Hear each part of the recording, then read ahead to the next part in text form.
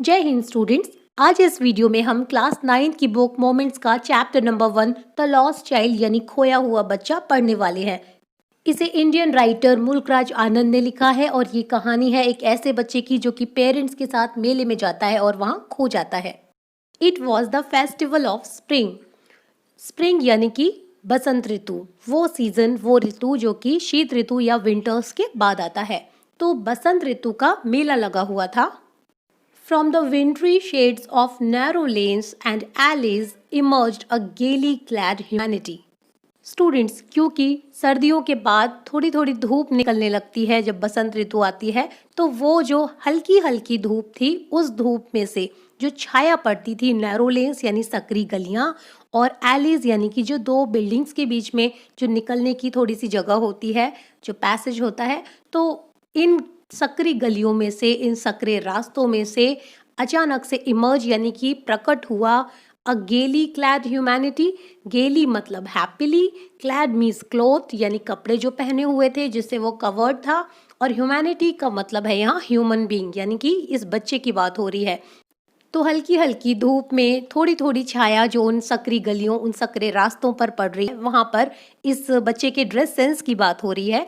अच्छे कपड़े पहनकर आया हुआ, खुशी से भरा हुआ ये बच्चा अचानक से प्रकट होता है। Some walked, some rode on horses, others sat being carried in bamboo and bullock carts. तो वहाँ जो मेले में लोग जा रहे हैं, तो कुछ लोग ऐसे हैं जो पैदल जा रहे थे। सम रोड ऑन हॉर्सेस, कुछ ऐसे थे जो घुड़सवारी कर रहे थे यानी घोड़ों पर सवार होकर जा रहे थे, और कुछ ऐसे भी थे जो कि बैठे हुए थे।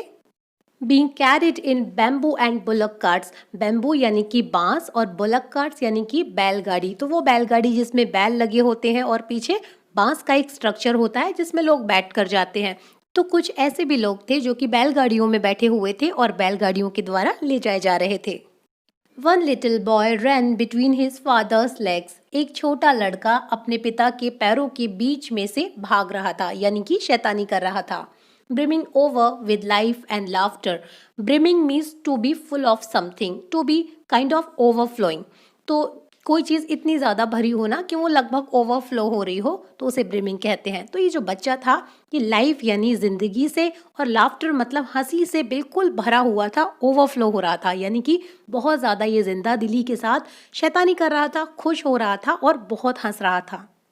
कम child come, called his parents as he lagged behind. बच्चा लैग्ड बिहाइंड यानी कि पीछे छूट गया, तो इसके पेरेंट्स ने इसको बुलाया, कम चाइल्ड कम, बच्चे इधर आओ। Fascinated by the toys in the shops that lined the way. और ये बच्चा पीछे क्यों छूट गया था? क्योंकि ये फैसिनेटेड था, ये अट्रैक्टेड या आकर्षित हो गया था उन खिलौनों के प्रति जो कि जब ये लोग जा रहे थे तो उनके रास्ते में लाइन से लगी हुई थी, यानी शॉप्स थी उनके अगल बगल में सड़क के किनारे, और उनमें जो खिलौने रखे हुए थे उनसे ये आकर्षित हो गया, इसलिए अपने पेरेंट्स से पीछे छूट गया। लेकिन इसके पेरेंट्स ने इसको पुकार कर अपने पास बुला लिया। He hurried towards his parents. Hurried means जल्दी से, कुछ किया किसी ने, तो ये बच्चा जल्दी से अपने पेरेंट्स की ओर गया। His feet obedient to their call, his eyes still lingering on the receding toys. तो जब वो अपने पेरेंट्स के पास गया तो उसके जो पैर थे वो तो बिल्कुल ओबीडियंट थे उनके कॉल यानी पुकार के प्रति, क्योंकि पेरेंट्स ने पुकारा है तो बहुत ही आज्ञाकारी बच्चे की तरह वो उसके पैर जल्दी जल्दी से बढ़ने लगे उनकी ओर। लेकिन जो उसकी आंखें थीं, they were still lingering on. Lingering on means वो अभी भी वहीं अटकी हुई थी, वहीं ठहरी हुई थी, on the receding toys. Receding toys means, receding मतलब जो आंखों से ओझल हो रहे थे, दूर जा रहे थे। तो क्योंकि ये बच्चा अपने पेरेंट्स के पास जाने लगा तो वो खिलौने जो पीछे छूट रहे थे, आंखों से ओझल हो रहे थे, उसकी आंखें उन्हीं पर अटकी हुई थीं। As he came to where they had stopped to wait for him, और जब वो उस जगह पर आया जहाँ कि उसके पेरेंट्स उसके लिए रुके हुए थे, क्योंकि वो पहले वो पीछे छूट गया था। He could not suppress the desire of his heart. वो अपने दिल की जो डिज़ायर थी, जो इच्छा थी, उसको सप्रेस नहीं कर सका, यानी उसको दबा नहीं सका। Even though he well knew the old cold stare of refusal in their eyes. हालांकि वो अच्छी तरह से उस स्टेयर को पहचानता था, यानी कि जिस तरह से घूर के उसके पेरेंट्स उसे देख रहे थे तो उसे साफ पता चल रहा था कि वो उसकी बात से खुश नहीं है। वो उनकी आंखों से पता चल रहा था कि वो रिफ्यूज़ल है, यानी कि वो मना कर रहे हैं उसको वो खिलौने दिलवाने के लिए। तो उस जो नज़र थी उनकी, उसको वो अच्छी तरह से पहचानता था, तो वो समझ गया कि ये मना कर रहे हैं। I want that toy, he pleaded.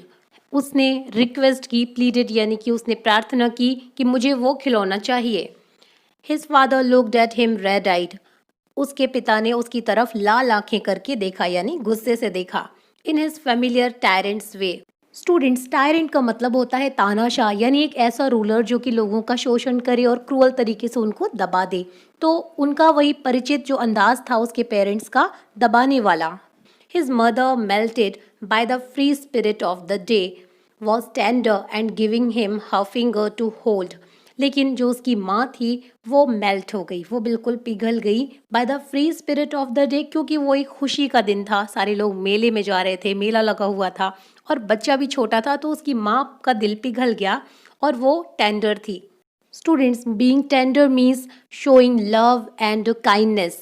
तो जो उसकी माँ थी वो फिर भी अपना प्यार जता रही थी और उसने क्या किया, उसने अपनी उंगली उसको पकड़ने के लिए दी and said, look child what is before you. और उस बच्चे का ध्यान डाइवर्ट करने के लिए, उसको कहीं बहलाने के लिए उसने कहा कि देखो बच्चे, तुम्हारे सामने क्या है।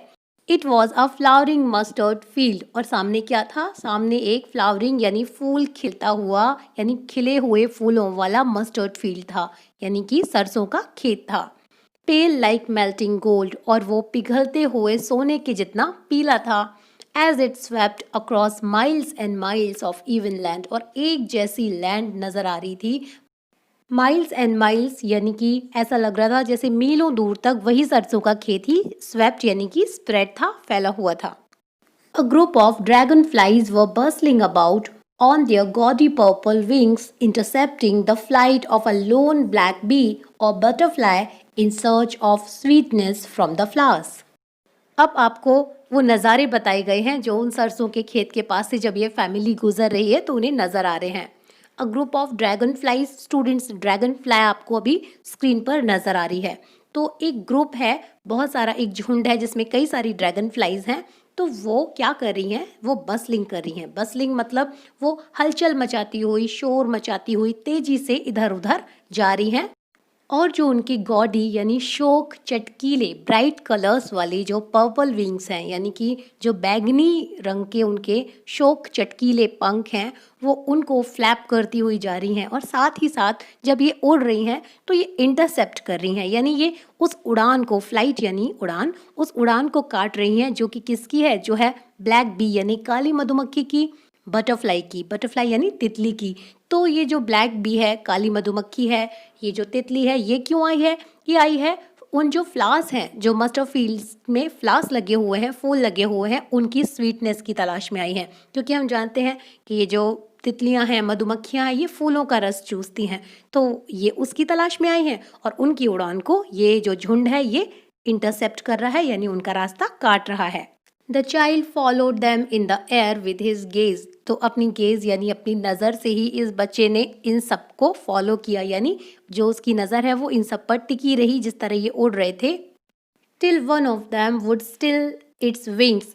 तो कब तक बच्चा अपनी नज़र से इनको देखता रहा, नज़र से पीछा करता रहा, जब तक कि एक उनमें से अपने विंग्स को स्टिल करके यानी अपने पंखों को स्थिर कर कर बैठ गई। And he would try to catch it. तो जब ये अपने पंखों को शांत करके रेस्ट करने के लिए बैठी तो उसने कोशिश की इसको पकड़ने की।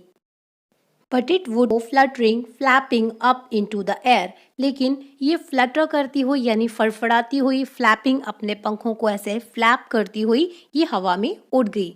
When he had almost caught it in his hands, तब जबकि लगभग इसको बच्चे ने अपने हाथों में पकड़ ही लिया था, लेकिन जैसे ही वो पकड़ता उसके पहले ये उड़ गई। Then his mother gave a cautionary call, come child come, come on to the footpath। तो तब तक इसकी माँ ने इसको एक कॉशनरी कॉल यानी कि थोड़ा सावधान रहने का एक चेतावनी भरा, फिर से एक पुकारा और कहा कि आओ बेटा आओ, इधर फुटपाथ पर आ जाओ। He ran towards his parents gaily, gaily means happily। तो खुशी से वो अपने माता पिता की तरफ दौड़ा and walked abreast of them for a while। For a while मतलब थोड़ी देर के लिए। He walked abreast of them यानी कि वो बच्चा अपने पेरेंट्स से आगे आगे चला। बीइंग हाउएवर सून लेफ्ट बिहाइंड, लेकिन थोड़ी देर के बाद वो फिर से पीछे छूट गया। Attracted by the little insects and worm, क्योंकि इस बार अब वो आकर्षित हो गया उन कीड़ों के द्वारा। अलोंग द फुटपाथ, जो कि फुटपाथ की तरफ थे, फुटपाथ के बगल में जो उड़ रहे थे, that were teeming out from their hiding places to enjoy the sunshine, जो कि क्योंकि अब धूप निकली थी, इतने समय से सर्दी थी, ठंड थी, तो ये सारे कीड़े छुपे हुए थे, लेकिन अब अपने छुपने के स्थानों से, हाइडिंग प्लेसेस से ये बाहर निकल कर आए थे। टीमिंग यानी कि कुलबुला रहे थे झुंड में, और ये सनशाइन को एंजॉय करने के लिए बाहर निकले थे। तो अब इन्होंने इस बच्चे का ध्यान अपनी तरफ अट्रैक्ट कर लिया, आकर्षित कर लिया। Come child come, his parents called from the shade of a grove. Grove मतलब एक वृक्षों का झुंड, एक उपवन, एक ऐसी जगह जहाँ बहुत सारे घने पेड़ लगे हुए हों। तो एक ग्रोव था, तो वहाँ पर उसके पेरेंट्स बैठ गए थे उन पेड़ों की छाया में। और edge of a wall, edge यानी कि किनारा, वो मतलब कुआं भी था वहाँ पर, उस कुएं के किनारे बहुत सारे पेड़ लगे हुए थे आसपास, तो उनकी छाया में उसके पेरेंट्स बैठ गए थे थोड़ा आराम करने के लिए। तो वहाँ से उन्होंने उसको कॉल किया, उसे पुकारा कि आओ बच्चे इधर आओ। ही रैन टूवर्ड्स देम, और वो उनकी ओर भागा। A shower of young flowers fell upon the child as he entered the grove, और जैसे ही वो बच्चा उस ग्रोव में, उस उपवन में उसने प्रवेश किया, तो छोटे छोटे फूलों की एक बारिश सी हो गई उसके ऊपर। एंड फॉरगेटिंग हिज पेरेंट्स, और अपने माता पिता को भूल कर, he begin to gather the raining petals in his hands, और उसने अपने माता पिता को वो फिर से भूल गया और उन पेटल्स को यानी उन फूलों की पंखुड़ियों को जो कि ऊपर से बरस रही थी, वो उनको अपने हाथों से गैदर यानी इकट्ठा करने लगा। But lo, he heard the cooing of doves and ran towards his parents shouting, "The dove, the dove." But lo, students, ये जो लो है, ये एक इटालियन वर्ड है जिसका मतलब है ये लीजिए, यानी ये सरप्राइज को एक्सप्रेस करने के लिए, आश्चर्य को प्रकट करने के लिए यूज होता है। तो लेकिन ये लीजिए, he heard the cooing of doves. Dove यानी कि ये कबूतर के जैसा पक्षी होता है, लेकिन क्योंकि कबूतर थोड़ा स्लेटी सा होता है, लेकिन ये बिल्कुल मिल्की वाइट होता है, एकदम सफ़ेद होता है। तो इसने कूइंग सुनी, यानी कि जो आवाज़ निकालते हैं वो डव्स, तो उन्हें हिंदी में फाख्ता भी कहते हैं। तो जो कूइंग होती है उनकी, जो साउंड वो प्रोड्यूस करते हैं, तो उसने उसको सुना और वो अपने पेरेंट्स की तरफ भागा, ये चिल्लाता हुआ, द डव, कि देखिए यहाँ पर डव्स हैं, यानी यहाँ पर फाख्ता हैं। The raining petals dropped from his forgotten hands, और फिर वो भूल गया उन पेटल्स को जिनको वो इकट्ठा कर रहा था। अब उसका जो ध्यान था वो फिर से वो डिस्ट्रैक्ट हो गया, फिर उसका ध्यान भटक गया, और अब उसे आकर्षित कर लिया इन डव्स ने, यानी इन ये वाइट कलर के कबूतर जैसे पक्षियों ने। और जो फूलों की पंखुड़ियाँ, पेटल्स उसने अपने हाथों में इकट्ठा की हुई थी, वो गिर गईं। कम चाइल्ड कम, आओ बच्चे आओ। They call to the child, उन्होंने उस बच्चे को बुलाया। Who had now gone running in wild capers round the banyan tree, वो बच्चा जो कि अब कहाँ चला गया था, वो इन वाइल्ड, वाइल्ड यानी कि बिल्कुल अनकंट्रोल्ड रूप से, बिल्कुल बेपरवाह होकर, केपर्स यानी कि एक ऐसा मूवमेंट जहां आप डांस करते हुए, लाइक कोई शैतानी करते हैं और आप नाचते जाते हैं खुशी में, तो वो राउंड अ बैनियन ट्री, एक बरगद का पेड़ था जिसके चारों ओर वो मतलब शैतानी करता हुआ, नाचता हुआ वो चारों ओर गोल गोल घूम रहा था। एंड गैदरिंग हिम अप, फिर उन्होंने उसको लिफ्ट किया, यानी उसे गोदी में उठाया। They took the narrow winding footpath, फिर उन्होंने क्या किया, एक नैरो यानी थोड़ा सकरा सा रास्ता था, विंडिंग जिसमें कई सारे ट्विस्ट थे, यानी जिगजैग जैसा था, उन्होंने वो रास्ता ले लिया। Which led to the fair, जो कि उनको ले गया उस मेले तक। थ्रू द मस्टर्ड फील्ड्स, कहाँ से होकर, उन सरसों के खेतों में से होकर, यानी एक शॉर्टकट एक रास्ता था जो थोड़ा सकरा था, और उससे होकर ये मेले में पहुंच गए। As they neared the village, the child could see many other footpaths full of throngs converging to the whirlpool of the fair, and felt at once repelled and fascinated by the confusion of the world he was entering. As they neared the village, तो जैसे ही वो गांव के पास पहुंचे, the child could see many other footpaths, तो वो बच्चा कई सारे ऐसे रास्तों को देख सका। फुल ऑफ थ्रॉन्ग्स, थ्रॉन्ग्स मीन्स बहुत बड़ी बड़ी संख्या में लोग, बहुत ज़्यादा भीड़, तो वो रास्ते जो कि बहुत ज़्यादा लोगों से भरे हुए थे, बहुत सारी भीड़ थी जहाँ converging to the whirlpool of the fair. Students, whirlpool का मतलब होता है एक भंवर, जैसे पानी में अलग अलग दिशाओं से पानी आता है और फिर वो भंवर बन जाता है एक गोल गोल चक्कर वाला। तो बिल्कुल उसी तरह से अलग अलग रास्तों से लोग आ रहे थे और इस मेले का भंवर यानी कि इतनी बड़ी संख्या में जो भीड़ थी उसको बना रहे थे। कोई किसी दिशा से आ रहा था, कोई किसी दिशा से, और मिलकर एक बड़ी सी भीड़ बन रही थी। तो बच्चे ने जब इसे देखा and felt at once repelled and fascinated, तो एक ही समय पर उसने दो तरह के भाव महसूस किए। रिपेल्ड यानी वो थोड़ा सा डर भी गया इसे देखकर, और साथ ही साथ वो फैसिनेटेड भी था यानी अट्रैक्टेड भी था। और स्टूडेंट्स, ये आकर्षित था उस असमंजस की स्थिति से, उस कंफ्यूजन की स्टेट से जो कि मेले में से दिख रही थी। मतलब कुछ लोग इधर जा रहे हैं, कुछ उधर जा रहे हैं, तो जो कंफ्यूजन क्रिएट हो रहा था उससे ये अट्रैक्टेड फील कर रहा था। A sweetmeat seller hawked gulab jamun, rasgulla, barfi, jalebi at the corner of the entrance। तो जैसे ही उसने अंदर प्रवेश किया तो कोने पर ही एक स्वीट मीट सेलर यानी एक मिठाई वाला था जो कि बेच रहा था अपने गुलाब जामुन, रसगुल्ला, बर्फी, जलेबी, ऐसी आवाज़ लगा रहा था वो उन्हें बेचते वक्त। और a crowd press round his counter, जो उसका मिठाई का काउंटर था, जो स्टॉल थी, उसके चारों ओर बहुत सारी भीड़ इकट्ठी थी। At the foot of an architecture of many coloured sweets, ऐसा लग रहा था जैसे उसने कई सारी रंगीन मिठाइयों का एक आर्किटेक्चर यानी कि एक बिल्डिंग जैसी बनाई हुई थी, यानी ढेर लगाकर एक के ऊपर एक मिठाइयाँ उसने सजा कर रखी हुई थी।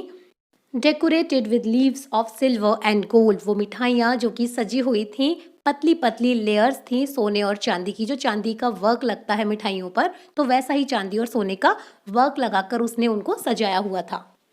The child stared open-eyed and his mouth watered for the burfi that was his favorite sweet। तो जो बच्चा था वो उनको एक टक देखता गया, ओपन आइड बिल्कुल आंखें खुली रखकर, मतलब बिना ब्लिंक किए, बिना अपनी पलकी झपकाए, और उसके मुंह में पानी आ गया उस बर्फी के लिए जो कि उसकी फेवरेट मिठाई थी, जो कि उसको सबसे ज़्यादा पसंद थी।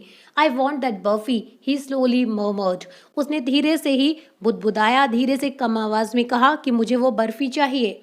But he half knew as he begged that his plea would not be heeded, because his parents would say he was greedy। लेकिन जब उसने ये बैग किया यानी ये प्रार्थना की कि मुझे बर्फी चाहिए, आधी बात तो उसको पता थी कि जो उसकी प्ली है, ये उसकी प्रार्थना है, would not be heeded, इस पर हीड यानी ध्यान नहीं दिया जाएगा, क्योंकि वो जानता था कि उसके पेरेंट्स कहेंगे कि वो ग्रीडी यानी लालची था।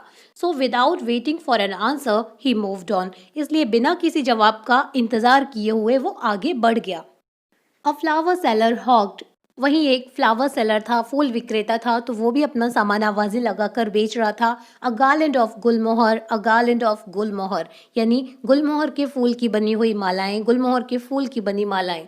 द चाइल्ड सीम्ड इरेजिस्टिबली ड्रॉन, और वो बच्चा ऐसा लगा जैसे कि वो इरेजिस्टिबली यानी कि वो खुद को रेजिस्ट ही नहीं कर पाया, रोक ही नहीं पाया, वो चीज़ें उसे इतनी टेम्पटिंग लगी वो मालाएं कि वो उनकी तरफ बस खिंचा चला गया। He went towards the basket, वो उस टोकरी की ओर गया। वेयर द फ्लावर्स ले हीप्ड एंड हाफ मर्मर्ड, वहाँ उस टोकरी में फ्लावर्स थे, जो फूल थे वो हीप्ड यानी ढेर लगा कर रखे गए थे, और उसने आधा ही मर्मर किया यानी धीरे से फुसफुसा के बुदबुदा के कहा, आई वॉन्ट दैट गार्लैंड, मुझे वो माला चाहिए। But he well knew his parents would refuse to buy him those flowers because they would say that they were cheap। लेकिन उसको ये चीज़ अच्छे से पता थी कि उसके पेरेंट्स इनको खरीदने के लिए भी मना करेंगे, और वो ये कहेंगे कि ये जो फूल थे ये बहुत ही ज़्यादा चीप थे यानी घटिया थे, ख़राब थे। So without waiting for an answer he moved on, इसलिए बिना उनके जवाब का इंतज़ार किए बस वो आगे बढ़ गया। A man stood holding a pole, एक आदमी वहाँ एक लंबा सा डंडा लेकर खड़ा हुआ था। With yellow, red, green and purple balloons flying from it, और उस डंडे से पीले, लाल, हरे और बैंगनी रंग के गुब्बारे उड़ रहे थे। The child was simply carried away, तो ये बच्चा वापस से बिल्कुल कैरिड अवे यानी अट्रैक्ट हो गया, आकर्षित हो गया, by the rainbow glory of their silken colours, उन गुब्बारों की जो रेनबो ग्लोरी थी, जो इंद्रधनुषीय रंग थे उनके, बिल्कुल रेशमी रंग थे, उस ग्लोरी, उस खूबसूरती से ये फिर से आकर्षित हो गया। And he was filled with an overwhelming desire to possess them all, और वो भर गया एक ओवरवेलमिंग डिजायर से। ओवरवेलमिंग मतलब जो उस पर बहुत ज़्यादा हावी हो रही थी, जिससे वो उबर नहीं पा रहा था, वो उन सबको पजेस करना चाहता था, उन सबको वो प्राप्त करना चाहता था। A snake charmer stood playing a flute to a snake which coiled itself in a basket. अब आगे एक स्नेक चार्मर यानी एक सपेरा था जो कि बैठा हुआ था और अपने सांप के लिए एक फ्लूट यानी कि बीन बजा रहा था और सांप जो कि कॉइल्ड यानी कि बास्केट में टोकरी में खुद को कॉइल करके यानी गोल गोल समेट के खुद के शरीर को बैठा हुआ था.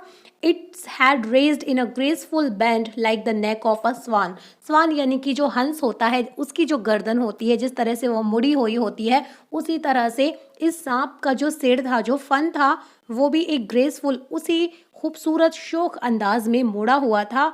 While the music stole into its invisible ears और सांप के कान तो इनविजिबल थे दिखाई नहीं दे रहे थे लेकिन जो संगीत था उस बीन का जो म्यूजिक था वो उसके कानों में पड़ रहा था. Like the gentle rippling of an invisible waterfall.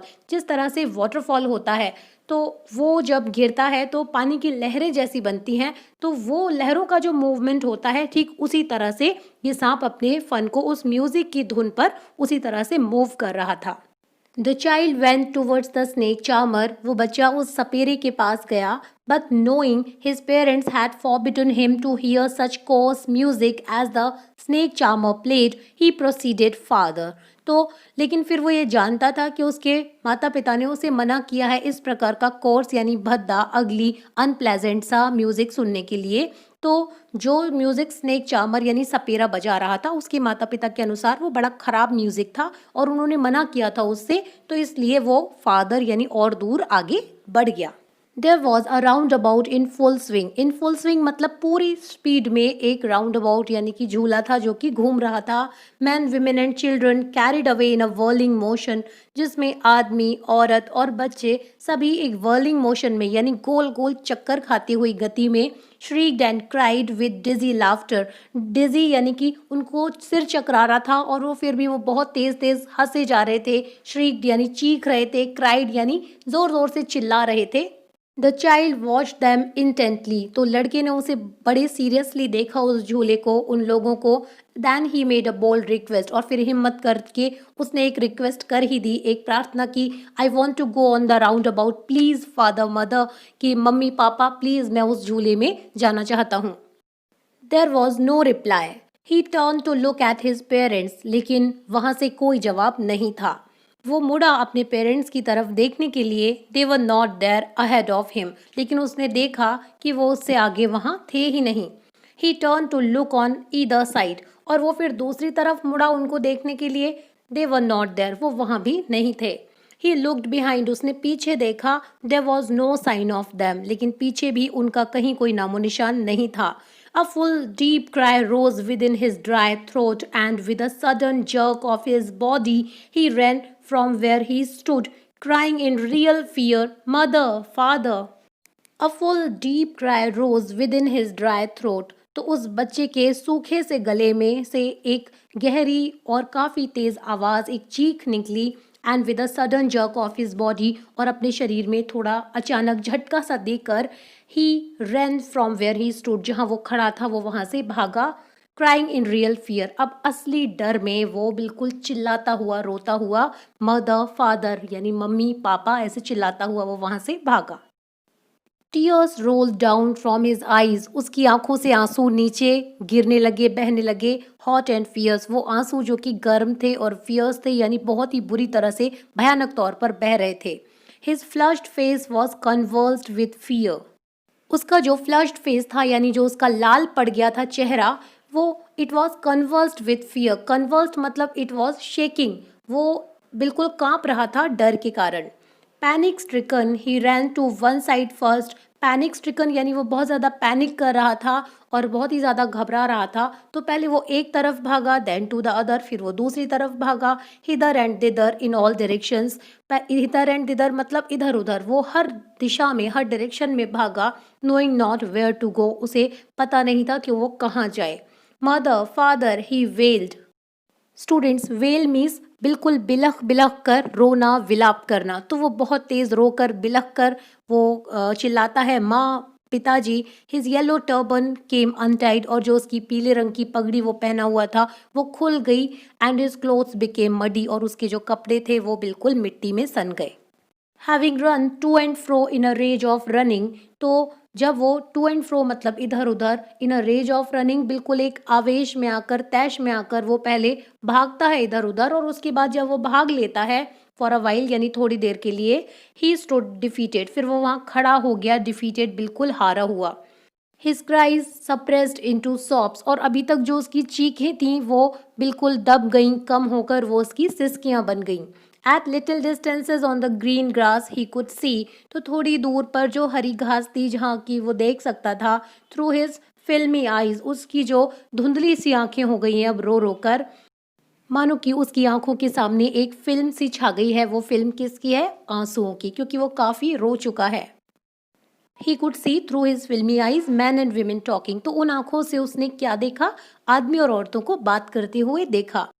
He tried to look intently among the patches of bright yellow clothes, तो जो पीले रंग के या चमकीले रंगों के कपड़े लोग पहने हुए थे, तो वो ऐसे पैचेस के जैसे नजर आ रहे थे, कहीं पर लोग थे, कहीं गैप था, तो पीछे का उसे दिखाई देता था। तो उसने बहुत इंटेंटली, सीरियसली, ध्यान से देखने की कोशिश की इन लोगों के बीच में से, but there was no sign of his father and mother among these people, लेकिन इन लोगों के बीच उसके माता पिता का कहीं नामो निशान नहीं था। The people who seem to laugh and talk just for the sake of laughing and talking, ये लोग जो कि हंस रहे थे, बातें कर रहे थे, और ऐसा लग रहा था ये सिर्फ हंसना चाहते थे, बातें करना चाहते थे, इसलिए ये हंस रहे थे और बातें कर रहे थे, यानी ये सारे लोग खुश थे। He ran quickly again, वो दोबारा से तेजी से दौड़ा। This time to a shrine to which people seemed to be crowding, इस बार वो एक पवित्र स्थान की तरफ गया, एक मंदिर जैसा, समाधि जैसा, जहाँ पर कि लोग भीड़ लगाते हुए प्रतीत हो रहे थे। Every little inch of space here was congested with man, यहाँ एक इंच जगह भी, हर जगह वही लोग भरे हुए थे। But he ran through people's legs, लेकिन वो लोगों के पैरों के बीच में से होता हुआ आगे भागा। His little sob lingering, father, mother, और सुबकता हुआ उसकी जो ये सिसकियाँ थीं वो यही कह रहा था, पापा, मम्मी। Near the entrance to the temple, और उस पवित्र स्थान, उस मंदिर के एंट्रेंस के पास, यानी उसके प्रवेश द्वार के पास, however the crowd became very thick, वहाँ पर जो भीड़ थी वो बहुत ही ज़्यादा हो गई। मैन जॉसल्ड ईच अदर, तो लोग जो थे वो एक दूसरे से धक्का मुक्की कर रहे थे। जॉसल्ड यानी धक्का मुक्की कर रहे थे। Heavy man with flashing murderous eyes and hefty shoulders, तो वहाँ पर जो मेन थे, जो आदमी थे, वो सब कैसे थे? वो सब बहुत ही हैवी, कुछ मोटे से, बिल्कुल हट्टे कट्टे थे। विथ फ्लैशिंग मर्डरस आइज, उनकी आंखें चमक रही थी और बड़ी मर्डरस यानी क्रूअल सी लग रही थी, क्रूर लग रही थी उनकी आंखें। और उनके जो शोल्डर्स थे, कंधे थे, वो भी बड़े पुष्ट थे, यानी कि पुष्ट यानी कि हट्टे कट्टे थे। The poor child struggle to thrust away between their feet, तो इन आदमियों के पैरों में से अपनी जगह बनाने में इस बच्चे को बहुत संघर्ष करना पड़ा। But knock to and fro by their brutal movements, लेकिन जिस क्रूर तरीके से, ब्रूटली जो ये लोग मूवमेंट कर रहे थे, धक्का मुक्की करके इधर उधर जा रहे थे, तो उससे कई बार इस बच्चे को ठोकर लगी। He might have been trampled underfoot, वो इनके पैरों में बस कुचल ही गया होता। Had he not shrieked at the highest pitch of his voice, अगर वो अपने फुल वॉइस पर यानी पूरी तेज आवाज में चिल्लाया ना होता। फादर, मदर, पिताजी, माँ।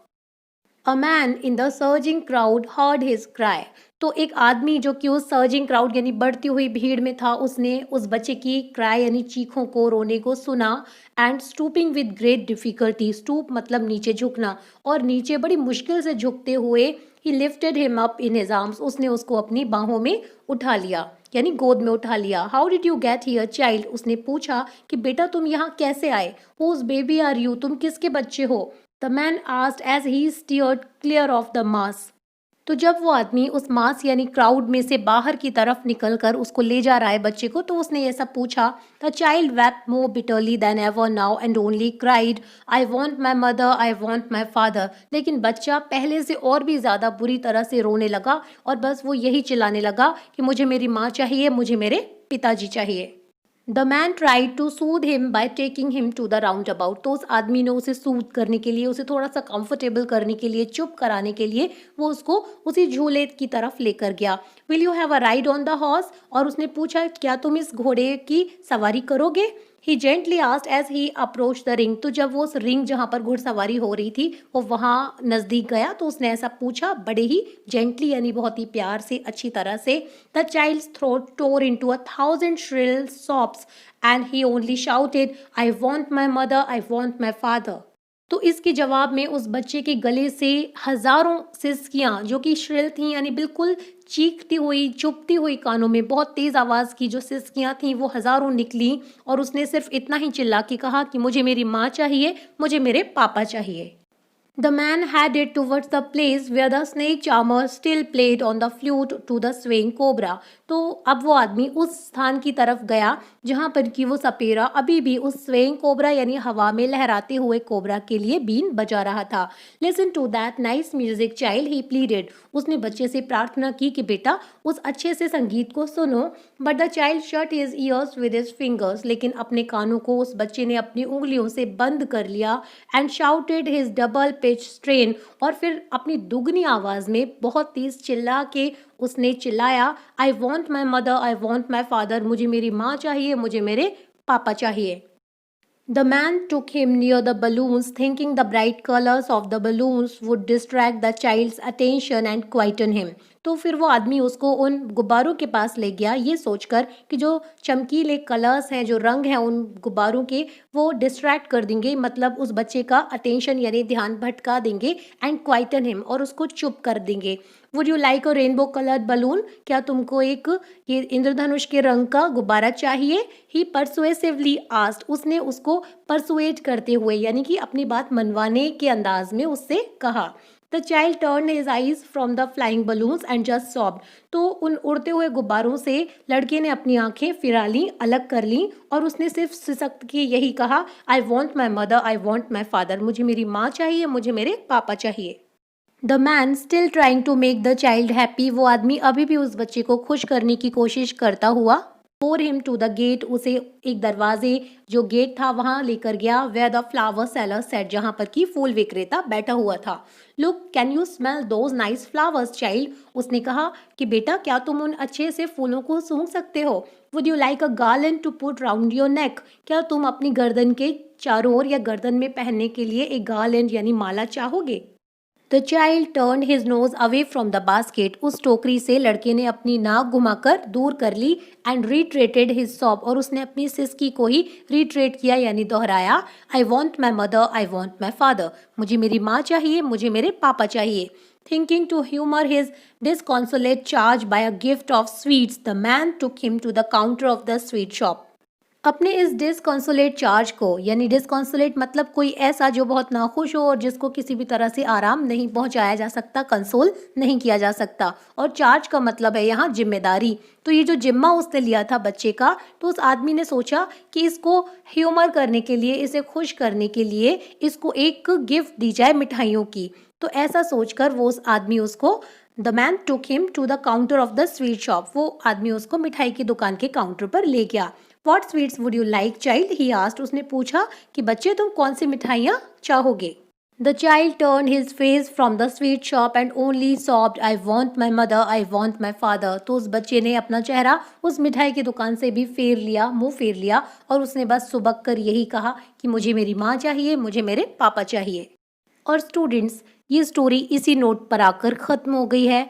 यहाँ ये आगे नहीं बताया गया है कि ये बच्चा अपने पेरेंट्स से रीयूनाइटेड हो पाया, मिला या नहीं मिल पाया। आई होप ये स्टोरी आपको अच्छी लगी हो, ये चैप्टर आपको समझ में आया हो। Keep learning, keep growing, good luck, जय हिंद।